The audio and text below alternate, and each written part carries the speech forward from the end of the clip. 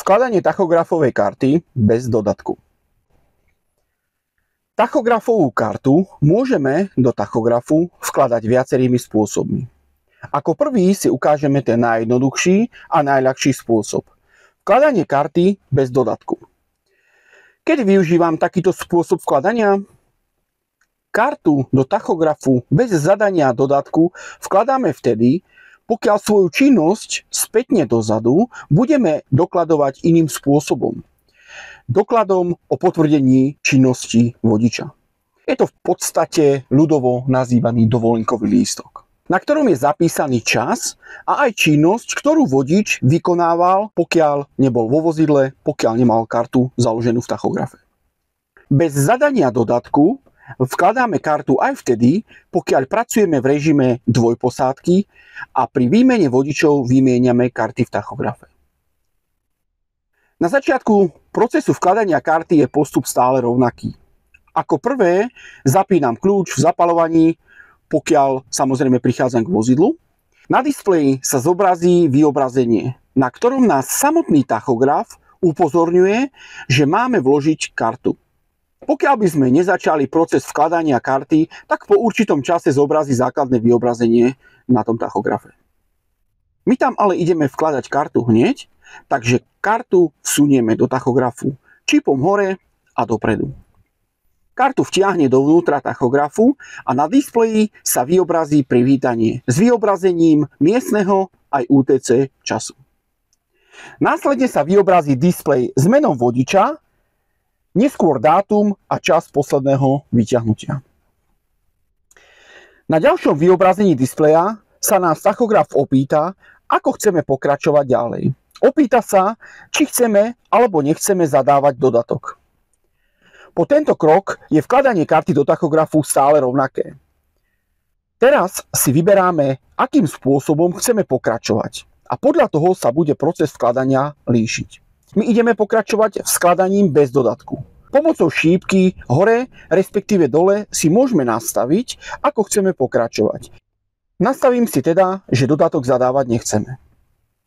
Nasledujúci displej nás vyzve pre zadanie krajiny. Zadanie krajiny výjazdu, keďže začíname výkon.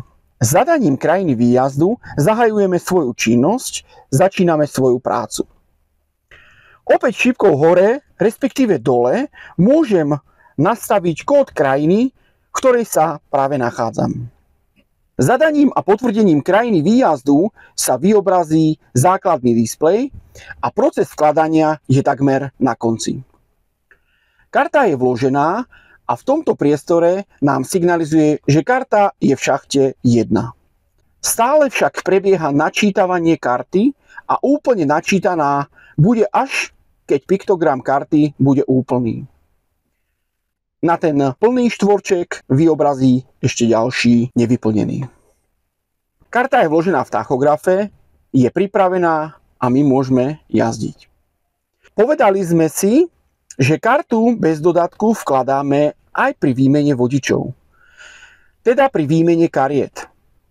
Pri tomto vkladaní karty si nezadávame krajinu výjazdu. Pomocou šípky späť krok zadávania krajiny výjazdu preskočíme.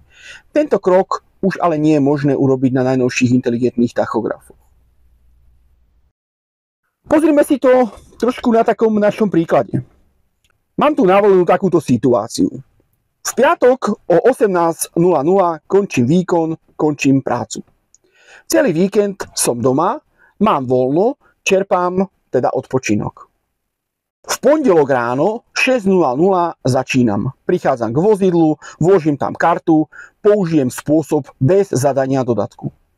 Celý ten víkend, ktorý som mal voľno, mi na karte zostane prázdny. Na kartu nezapíše žiadne údaje. Celý čas, počas ktorého bola karta vybraná z tachografu, nemám tým pádom zdokladované. Tak to bolo vkladanie karty do tachografu bez dodatku. Takýto spôsob vkladania karty bez dodatku je v podstate najjednoduchší spôsob, akým môžeme my kartu do tachografu vkladať. V podstate je to spôsob, ale ktorý sa veľmi nevyužíva, lebo pokiaľ vy vkladáte kartu bez dodatku, je poverený zamestnanec firmy povinný vám pripraviť, vám vydať doklad o činnosti vodiča. On musí administratívne vyplniť ten váš prejazdný priestor, kedy ste vy v tom vozidle neboli, kedy ste nejazdili.